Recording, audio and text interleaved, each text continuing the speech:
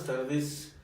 Les agradecemos que nuevamente nos acompañen en Contexto Universitario. En esta tarde vamos a tratar el tema de mercado informal en su relación con la pobreza y vamos a ofrecer algunas reflexiones en torno a lo que sucede en Tlaxcala y las implicaciones, por supuesto, que tiene este fenómeno económico-social. Y para ello invitamos el día de hoy al maestro Loriberto Xancat Flores, que es economista por la Benemérita Universidad Autónoma de Puebla, tiene la maestría por el Colegio de Puebla, AC, y es docente de la Facultad de Trabajo Social, Sociología y Psicología de la Universidad Autónoma de Tlaxcala. Te agradecemos infinitamente que estés acompañándonos el día de hoy y que pudieras reflexionar algunas cuestiones importantes sobre la economía informal. Bueno, primero muchas gracias por la invitación.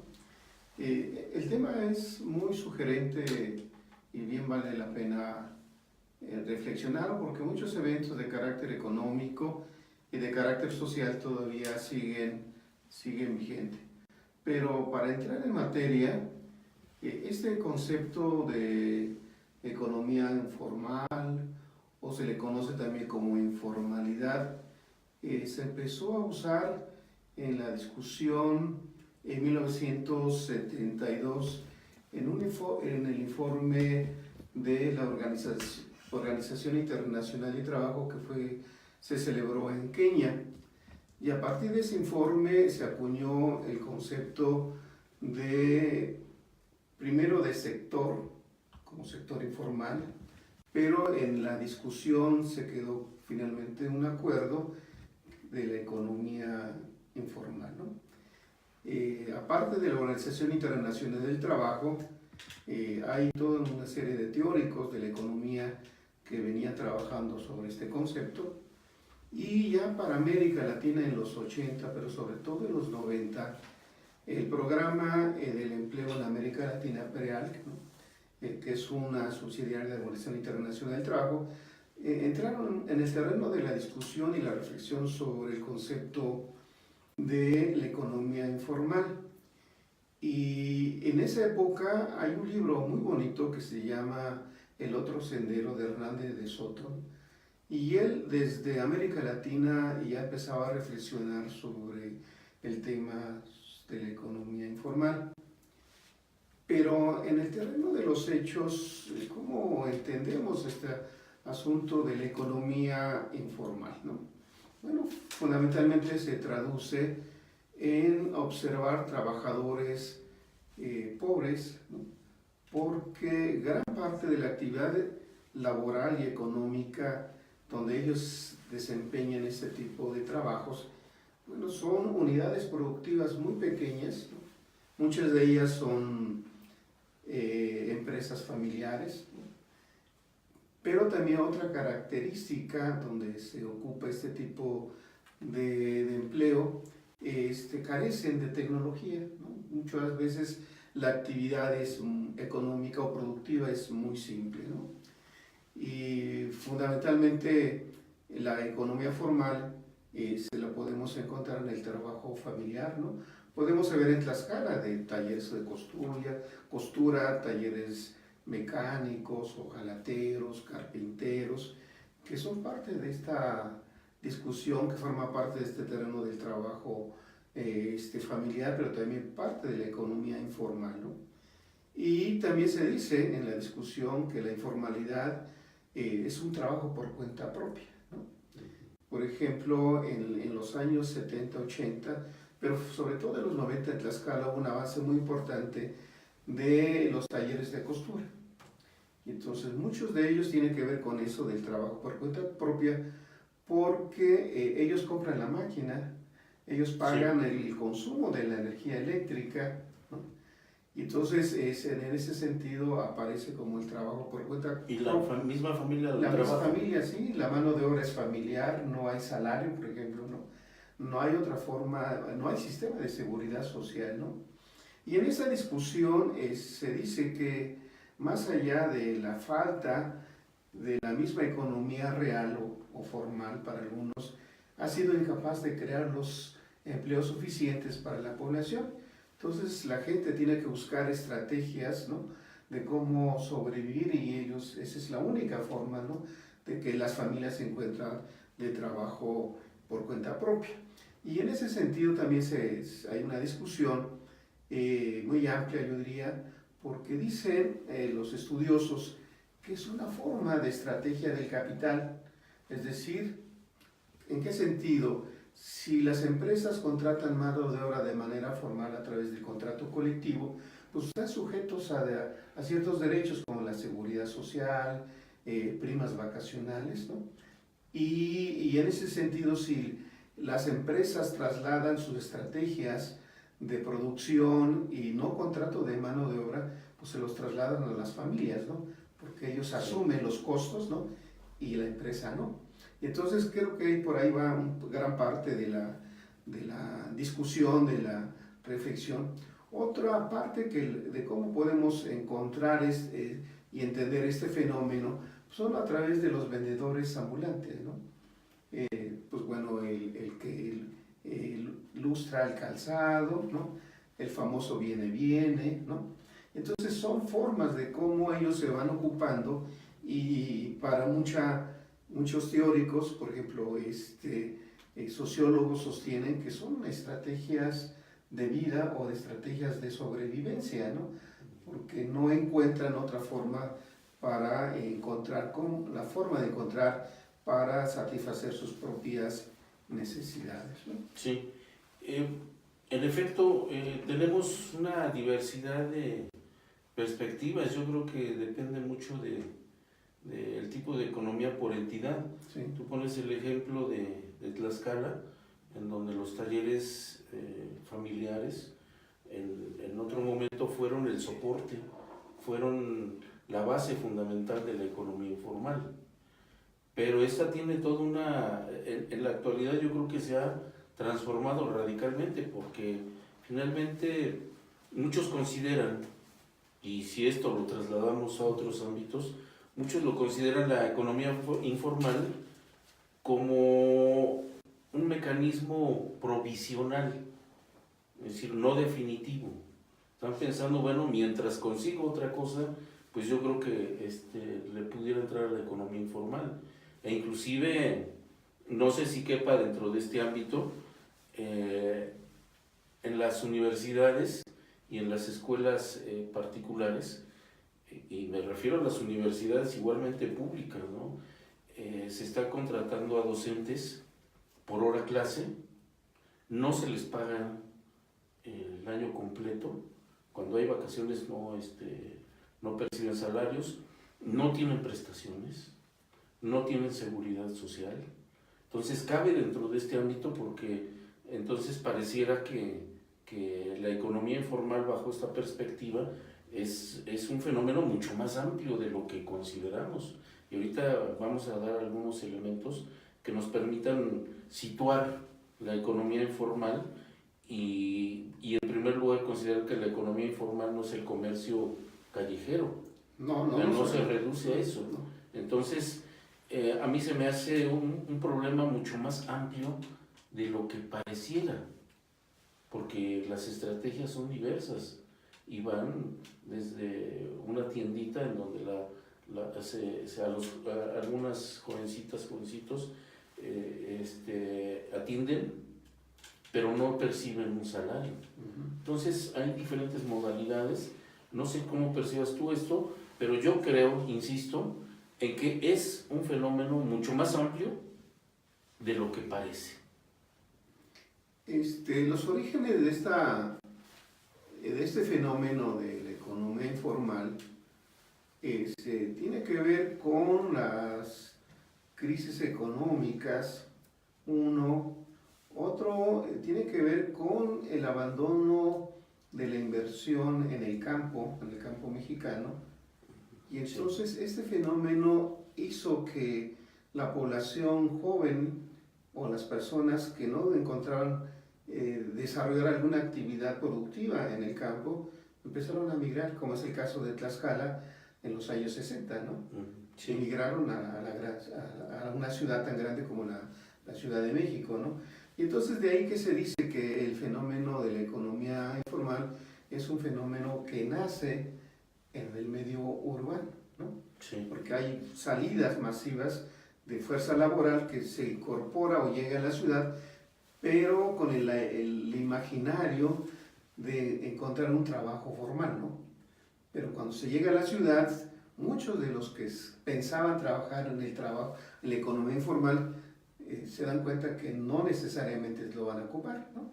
Y entonces gran parte del crecimiento de las ciudades urbanas, por lo menos en los años 60, pues era en las colonias, en la periferia de esa gran ciudad, ¿no? Entonces, había esos asentamientos de los grandes emigrantes. Sí. Entonces, este fenómeno de la inmigración, bueno, tiene que ver con es un fenómeno, en su discusión es un fenómeno urbano, y claro, es resultado del desempleo, ¿no? de que la economía no está generando los empleos suficientes.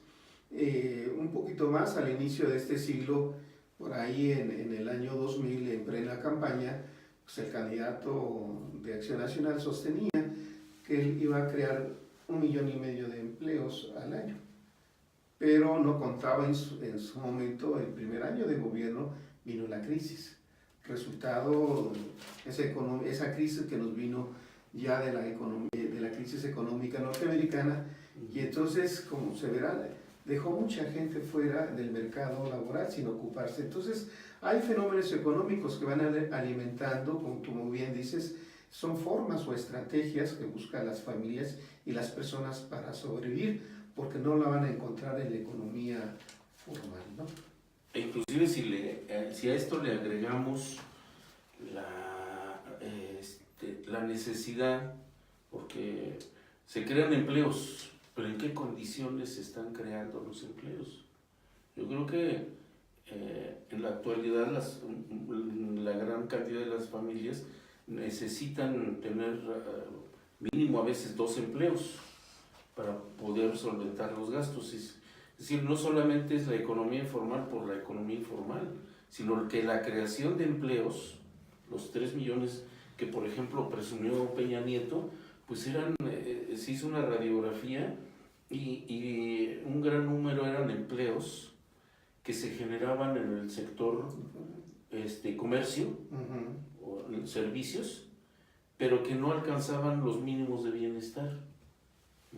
Entonces, tenemos este tipo de cuestiones. Ahora también habría que tocar el punto de que la proliferación, o el mercado informal implica la proliferación de trabajo precario, en donde tenemos varias características. Uno es la baja productividad, que es un fenómeno propio de las pequeñas empresas.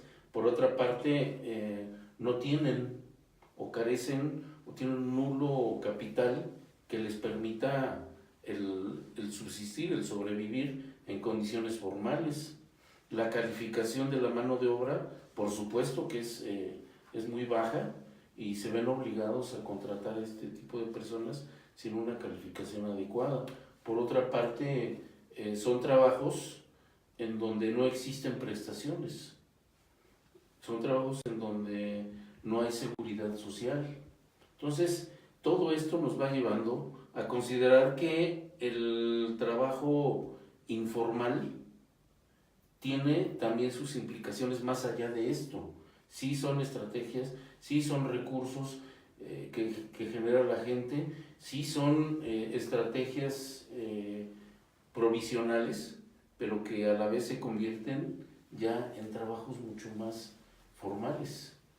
Entonces, este fenómeno yo creo que va mucho más allá, y si vamos más a fondo, la economía informal, entre mayor sea la economía informal, mayor es la pobreza y el poco desarrollo de las naciones. Entonces, ¿y qué es lo que tenemos en este sentido? Y ya tratando un poquito de manejar algunas cifras, y eso nos permitiría decir que la población informal, en donde hay población informal, hay mayores posibilidades de que la gente sufra carencias de diferente tipo. Y para ello, bueno, Tlaxcala ocupa un lugar importante en el crecimiento de la economía informal. Y, por ejemplo, Tlaxcala, el 73% de su población, de una u otra manera, está en la economía informal, que es ya un porcentaje muy alto, ¿no? muy alto. Y solamente estaríamos en Tlaxcala por encima de Oaxaca con el 82%, de Guerrero con el 79.9%, de Chiapas con el 78.3% y de Puebla con el 73.3%.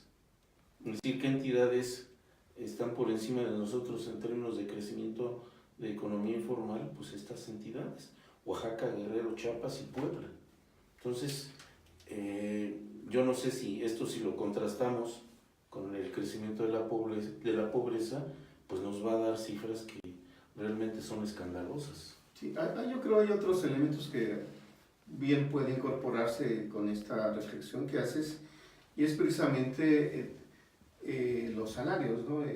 Si uno observa un número casi similar al que tú dices, por ahí del 60%, la población ocupada en Tlaxcala percibe apenas dos salarios mínimos, y eso precisamente llevaría a lo que tú bien señalas, ¿no?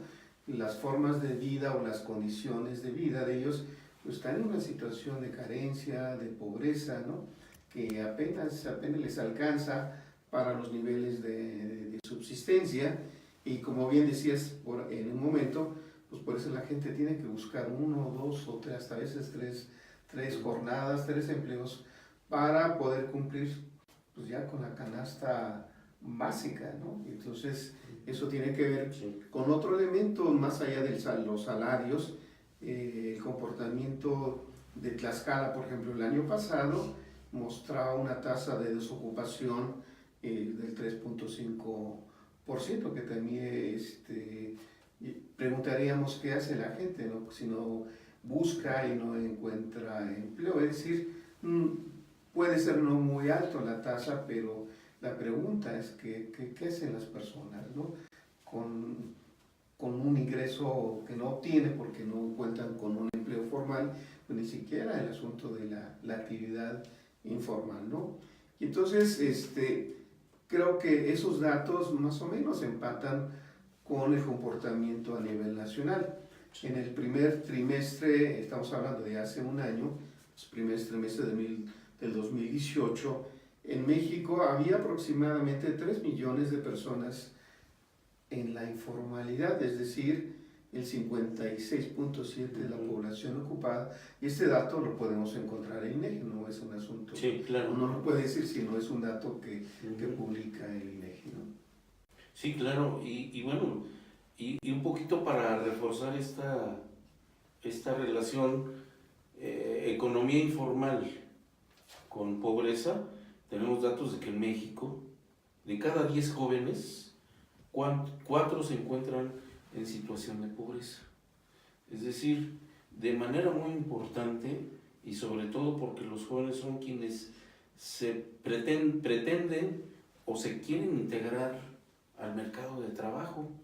Entonces, realmente la economía informal a quien pega de manera directa es al grupo de los jóvenes. Entonces, y por otra parte tenemos que el 53.9% de los tlaxcaltecas viven en esta condición, ya sea de pobreza o de pobreza extrema. Estamos hablando de más de la mitad de la población, mientras que también tenemos que cerca de 200,000 tlaxcaltecas no tienen algún problema de lo que significa la pobreza. No tienen pobreza alimentaria, no tienen pobreza de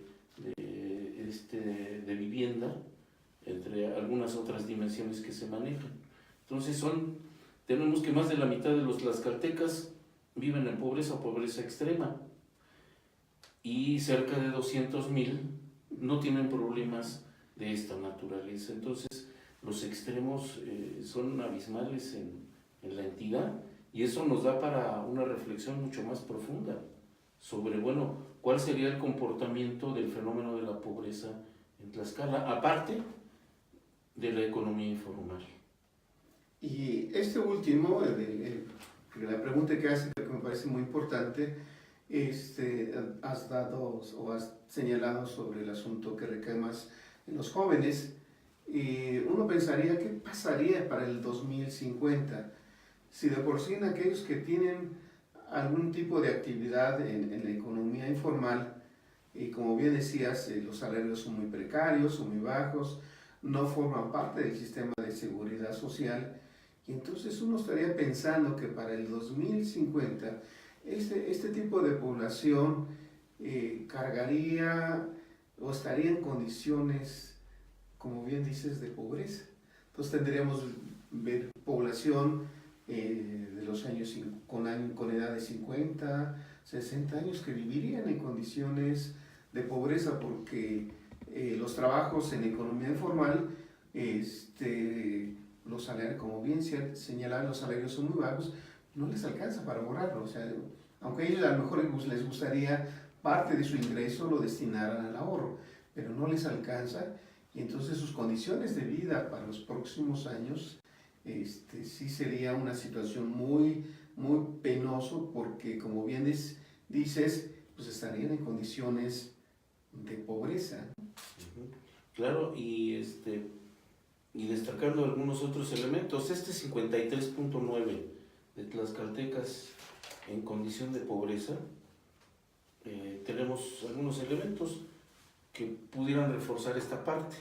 De ese porcentaje, desprendemos un 13% que se encuentra en rezago educativo. No estamos hablando de calidad de la educación, estamos hablando de rezago educativo. Habría que medir en términos de lo que es la calidad de la educación. Por otra parte, el 66.2% de los tlaxcaltecas en condición de pobreza no cuentan con seguridad social. Y por supuesto, en carencia alimentaria tenemos al 22.2%, es decir, que es carencia alimentaria, que no tienen lo suficiente para poder no solamente alimentarse, nutrirse en términos adecuados. Entonces, este es el panorama, estas son una de las consecuencias de la economía informal, y que tendríamos que reflexionar más ampliamente, porque esta relación entre estos dos fenómenos implicaría que en el futuro inmediato o a largo plazo tuviéramos elementos como estos. ¿Cuál va a ser la población de tlaxcaltecas en el 2030 y en el 2050? ¿Estaríamos en condiciones de superar esta economía informal para ir cubriendo los otros elementos de carencia alimentaria, de rezago educativo y de seguridad social? Entonces, no sé qué perspectiva tengas al respecto. Mira, creo que en el plano económico siempre se ha discutido y cuestionado que la única forma de superar estas condiciones de carencia, de pobreza, incluyendo cómo superar el trabajo informal, es con tasas de crecimiento de la economía. Es decir, en la discusión o la aspiración tendríamos que pensar que el gobierno tiene que actuar, porque ya no podemos hablar de los pasados, sino en lo actual, tiene que empezar con un crecimiento mínimo del 5% del Producto Interno Bruto anual, y eso medianamente podría resolver gran parte de este asunto de la economía informal. Pero la economía mexicana no está sola, sino forma parte del escenario mundial de esta llamada economía globalizada. Y entonces muchos de los fenómenos, que si bien es cierto son internos, lo que puede promover el crecimiento de la economía, sin embargo, creo que tenemos que considerar el contexto internacional, que también tiene su influencia y que no ha permitido gran parte de ese crecimiento de la economía, ¿no? Bien, Yo creo que tendríamos que pensar a fondo qué tipo de economía queremos construir para el país. Es decir, ahorita pienso en las propuestas de asistencialistas de apoyar a los jóvenes aprendices, de ofrecer becas de estudio, de ofrecer becas no solamente para los niños y adolescentes, hasta incluye las madres solteras. Es decir, tenemos un sinnúmero de recursos que se están empleando para poder mitigar, no digo ni sustancialmente eliminar, sino mitigar en cierta forma la precariedad de la economía familiar. Entonces, tú estás planteando dos cosas. Uno, sí influye la economía internacional y es determinante, o estamos construyendo un fantasma al igual que en el pasado, en donde, bueno, ¿por qué sube la gasolina? Pues por los precios internacionales. ¿Por qué la economía no crece? Pues porque hay factores internacionales que determinan. ¿Hasta qué punto es real esto, no? ¿Hasta qué punto en México se puede construir y se puede crecer en los niveles que tú planteas? En los últimos 30 años, el modelo económico de este país se le ha apostado precisamente al sector externo, ¿no? Y pensando que la economía mexicana sí va a enganchar, ¿no? Generando valor agregado. Sin embargo, si bien es cierto, uno sostiene que la economía ha crecido a través del sector externo, pero cuando uno revisa los componentes de los productos que ya se fabrican y que salen hacia el exterior, gran parte son importados, ¿no? Y entonces ahí te das cuenta que el modelo no está apoyando en mejorar las cadenas productivas de la economía de este país. Y entonces lo que en la discusión de los economistas, los que pues, tienen muy estudiosos sobre el tema, sostienen que tendremos que buscar mecanismos de reactivar la economía interna. Y claro, sin desconocer el vínculo con la economía mundial, porque no nos podemos alejar de eso, pero tenemos que pensar que la única forma de crecer la economía mexicana tenemos que reactivar el mercado interno. Y eso no solamente tiene responsabilidad del gobierno federal, los estatales o los locales, sino también la inversión, los inversionistas mexicanos, ¿no? Que crean o tienen que crear políticas o instrumentos para reactivar la economía de mercado, ¿no? Porque hay un fenómeno que bien dudabas, ¿no? De qué tanto era el asunto externo, pero estamos viendo un fenómeno que no se observaba, una guerra comercial entre Estados Unidos y China, y eso también tiene consecuencias, ¿no? Consecuencias locales. Locales, claro. Claro. Bueno, pues no sé si gustas hacernos una conclusión, plantearnos una conclusión. Yo aquí tengo una conclusión muy breve, pero que refleja una problemática muy grande. Bueno, este ejercicio me parece muy importante de la oportunidad de reflexionar sobre la economía informal en Tlaxcala, y esto animaría a las autoridades locales pues, de echarle más ganas en sus políticas públicas para no solamente la inversión extranjera, darle paso para que genere los empleos formales que necesita mismo la economía local, sino también vincular. Tocabas el asunto de la educación. Creo que algo que nos falta es vincular el aparato productivo con las universidades, ¿no? De la entidad, ¿no? Bien, yo concluiría solamente señalando que la población tlaxcalteca se encuentra en un 62% por debajo de la línea de bienestar. ¿Qué implica la línea de bienestar? Pues implica tener las condiciones básicas para poder subsistir, no solamente en términos del salario, sino también en términos de la alimentación, de una vivienda digna, decorosa y propia, y por otra parte tener los servicios públicos básicos adecuados. ¿Sí? El 62% de los tlaxcaltecas está por debajo de la línea de bienestar. Bueno, y con esto concluiríamos. Les agradecemos infinitamente que nos hayan acompañado nuevamente y creemos que la economía informal en su relación con la pobreza tiene muchas aristas, tiene mucha relación y tenemos que reflexionar mucho más de manera profunda este asunto, porque la cuestión sería cómo vamos a reactivar la economía de este país y de la entidad que nos permita tener un mercado activo, porque es lo que se necesita, tener un mercado activo, pero con salarios bajos pues realmente nunca vamos a poderlo tener, ¿no? Muchas gracias y les agradecemos nuevamente que nos hayan dignado con su preferencia y nos estamos viendo en el siguiente programa.